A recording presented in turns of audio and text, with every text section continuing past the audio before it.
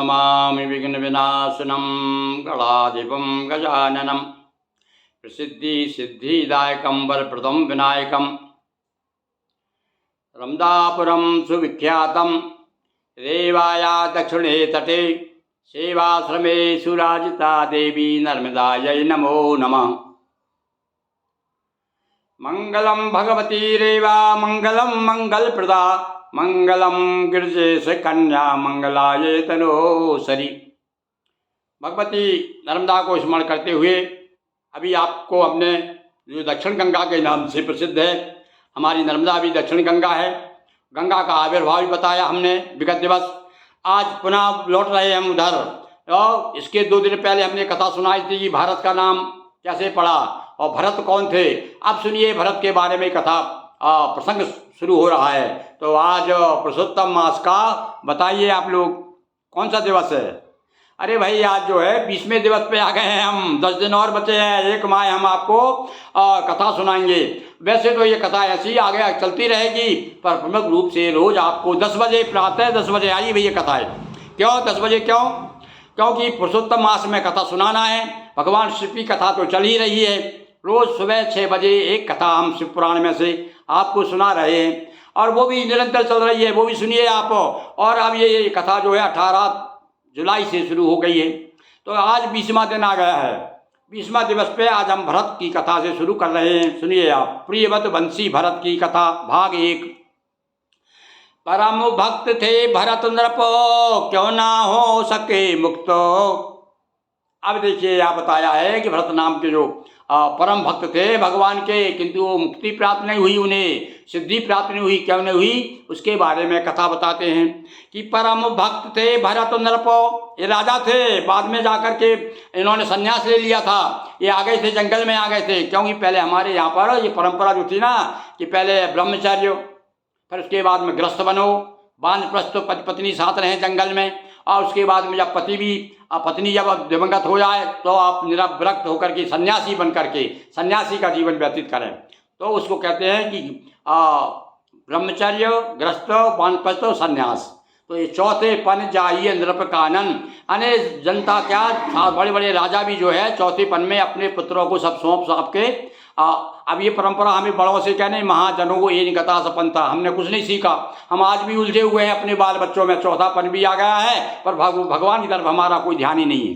तो यहाँ तो भैया ये बात बताई है। अब ये पढ़े, अब कथा सुनिए। आप कभी कभी क्या होता है, कितनी भक्ति करो पर हमारा, आप देखिए आज कितने भक्त मर रहे हैं, पर हमारा माया मोह यदि नहीं जाता है। अब रहा है, बड़े बड़े लोग, विद्वान लोग कहते हैं, और बार बार ये बात जो है हमारे समझ में धीरे धीरे आ रही है वाकई में, कि भगवान से हम प्रार्थना करते हैं कि कैसे कि जो जल में रहूं तो कैसे रहूं, जो जल में कम है, जग में रहूं तो कैसे रहूं है, जो जल में कमल का फूल रहे। एक भजन गाते थे ना सत्यमित्रानंद गिरी जी, बहुत सुना करते थे भजन को, कि अब सौंप दिया इस जीवन का सब भार, तुम्हारे हाथों में है जीत तुम्हारे हाथों में, और हार तुम्हारे हाथों में। तो उसमें यही बात कही है। अब ये भजन है जरूर, पर ये भजन क्या है, वेद वाक्य समझना आप। वेदों में यही बात कही गई है कि भगवान को आप सबको समर्पित कर दीजिए, और ऐसा रहिए संसार में, सब सारे व्यवहार करिए, सब लोगों को बड़े प्यार से मिलिए। लोग कह रहे हैं आप ये तो इतना प्यारा आदमी है, इसको छोड़ने को मन नहीं हो रहा है। पर उसके बाद में भी वो लोग तो आपको प्यारा कहें, पर आप प्यारे किसके बनेंगे? आप ऊपर वाले के जो परम प्यारे हैं उनके प्यारे बनिए, उनकी तरफ ध्यान दीजिए। तो क्या हुआ, देखो भरत की कथा सुनिए। परम भक्त थे भरत नृप, और क्यों ना हो सके मुक्त, अपर जन्म लेना पड़ा, शेष रहा क्या भुक्त। और हम जो भी कुछ कर रहे हैं वो प्रारब्ध बनता है। यदि हमारा प्रारब्ध गड़बड़ है तो इस जन्म में भी हमको दुख प्राप्त होगा। तो नृप उत्तान पाद का भ्राता, और प्रिय बत नृपति हुआ विख्याता, इसी वंश के भरत नृपाला, और थी उर्वशी नाम हरिमाला नीतिवान। हाँ, यहाँ उर्वशी अप्सरा से अर्थ मत लीजिए। ये भैया हमारे यहाँ पर हिंदी में बड़े विचित्र, संस्कृत के बड़े विचित्र शब्द हैं। देखिए वो हम दुआ पढ़ते रहते हैं ना, आप बच्चों को बताते रहते हैं कि तू मोहन के उर्वशी है, उर्वशी समान। यहाँ उर्वशी यानी हृदय में बसने की वाली बात कह रहा हूँ मैं।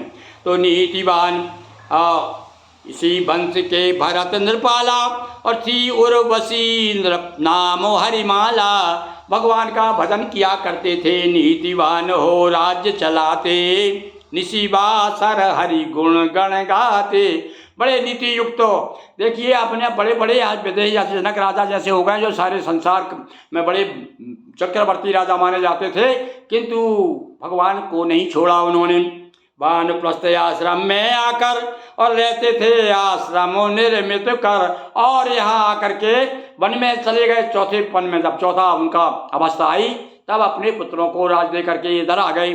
और वानप्रस्थ आश्रम में दूसर शत्रुजित था नामा, और दोनों रूपशील गुण धामा। और भरत गए सरिहित स्नाना, हुआ वहाँ एक हिरनी आना।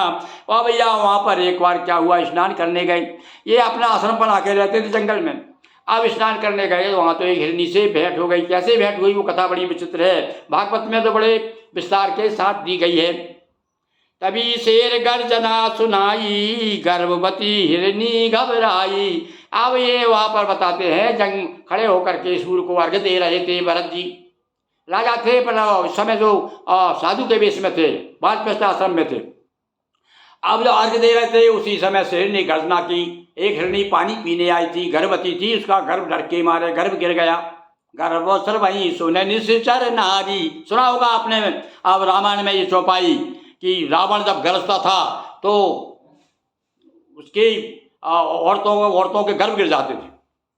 वैसे गर्भ बहा जलधारा, और गिरा तभी नृप भरत निहारा। बच्चा गिर गया गर्भ से, पेट से निकल के, और जो बच्चा नदी में गिरा और भरत जी ने देख लिया। मृग शावक नृप ग्रह ले आए, मृग सेवा में समय बिताए। जहाँ रहते थे वहाँ पर आश्रम में अपने ला करके उन्होंने बच्चे को पालना पोसना शुरू कर दिया। ग्रह कुटुंब था नृप ने त्यागा, और किंतु हुआ मृग से अनुरागा। देखिए एक को छोड़ के आए तो दूसरा पीछे पड़ गया। यही कह सकते हैं माया है, माया महाठगनी हम जानी। बड़े बड़े संतों ने कहा कि माया बड़ी ठगनी है, और बड़े बड़ों को नहीं छोड़ा इसने। तो देखिए यहाँ पर अपने राजपाट छोड़ करके आए, अपने पुत्रों से अपनी पत्नी से सबसे स्नेह कम कर दिया, भगवान की तरफ लगा दिया, और अब एक नया हिरण मिल गया। माया मोह हृदय में जागा, हुआ ईश प्रति कम अनुरागा। और क्या हुआ, माया मोह ऐसा जागृत हुआ कि अब धीरे धीरे भगवान की तरफ ध्यान। पहले क्या 24 घंटे हरिनाम जपा करते थे, तो अपना भी ऐसे ही हाल है। अपन जब 1 घंटा बैठते ना तो 1 घंटा भी नहीं बैठ पाते। न जाने हमारा मन जिधर से हम आए ना उधर ही जाता है। तो आप जिधर से आए हैं उधर ही जाता है। इधर से आए मतलब हम वो अपने बाल बच्चों से निपट करके थोड़ा 1 घंटे के लिए सोचते हैं कि भैया घर का झंझट ना पड़े, पर वो झंझट नहीं जाता, क्योंकि मन जो है मन बड़ा चंचल है। आप इसको स्थिर करने के सारे उपाय, कथाएं वगैरह जो आपको सुना रहे हैं, हम सुन रहे हैं, और सदा से लोग सुनाते आ रहे हैं। बड़े बड़े पुराण की रचना हो गई। इसके पीछे क्या है भैया, ये सारे वेद पुराण उपनिषद ब्राह्मण आरण्यक, ये सब हमको यही कहते हैं कि अपनों मन को भैया इसको देखना, इंद्रियों के न घोड़े भगे, अपने रथ को सुमारग चलाते चलो, कृष्ण गोविंद गोपाल गाते चलो। इस मंदरूपी घोड़े, हमारे इंद्रियों को जो घोड़े हैं ना, ये मन के हाथ में होना चाहिए। सारथी कौन है, बोले मन है, पर ये मन ही यदि गड़बड़ है तो जिधर चाहे उधर खंडक में भी ले जा सकता है। अब यहाँ पर भरत जी के साथ में यही हुआ। भरत भक्त आसक्त हो गए, मृग के प्रति अनुरक्त हो गए। अब तो उनकी भक्ति कम हो गई। हुआ नृपति को यह मृग छोना, जैसे माँ को एक खिलौना। अब तो बड़ा प्यार उमड़ आया इनको, भरत को इसके प्रति, उस मृग के बच्चे के प्रति। उसको सहलाते, गोद में उठाते, लेकर घूमते, और हरी हरी घास तोड़ करके उसको घास खिलाते, तिनका खिलाते, और इस प्रकार से पूरी तरह से अनुरक्त हो गए। जब जब भी स्नान हो, मरण काल भी नृपति को रहा हिरण का ध्यान। और भैया बस यही है, अंतमति सो गति। हमारे यहाँ ऐसी बात है कि मरते समय भगवान का नाम आना चाहिए, और यदि भगवान का नाम नहीं आया तो जिसका भी नाम आएगा उससे आपकी मुलाकात भगवान करा देते हैं दूसरे जन्म में। इसीलिए कहा है अंतमति सो गति। ये सारे प्रयास हम कर रहे हैं, ये सब भले आज दिखावा जरूर है, पर ये बार बार करें, इस दिखावे को बार बार करें बार बार, तो निश्चित रूप से एक दिन जो असत्य है वो सत्य हो जाता है।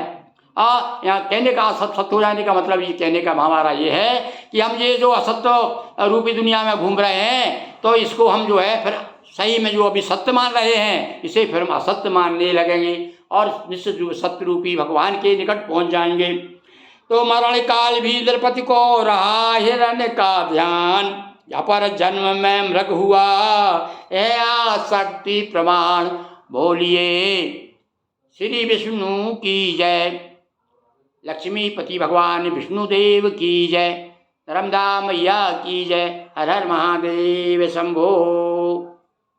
तो आज सज्जनों, ये 20वां दिवस पुरुषोत्तम मास का 10 दिन और शेष हैं। आपको 10 दिन में और सुंदर सुंदर कथाएं सुनाएंगे।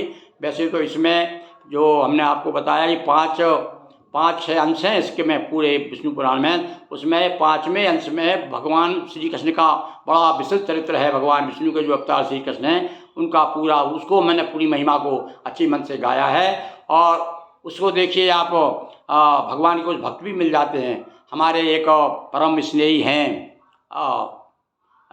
क्या कहते हैं उनको, प्रभात पांडे नाम के, और उन्होंने अपने पिताजी की स्मृति में अलग से जय जय श्री कृष्ण नाम से एक छोटी सी पुस्तिका ही प्रकाशित करा दी है। भगवान श्री कृष्ण का पूरा जन्म ये विष्णु पुराण में जो दिया है वो अलग करके हमने जय जय श्री कृष्ण नाम से प्रकाशित किया है। तो इस प्रकार से ये भगवत चर्चा चलती रहती है, सब भक्त लोगों का सहयोग मिलता रहता है और आप लोग भी अब कुछ सुनने लगे हैं। अब हम देख रहे हैं कि भाई कुछ टिप्पणी भी हमें प्राप्त होने लगी है। तो ये भगवान शिव की और भगवान विष्णु की, नर्मदा मैया की, इसे हम परम कृपा मानते हैं। एक बार हमारे साथ फिर से बोलिए हर हर महादेव शंभो।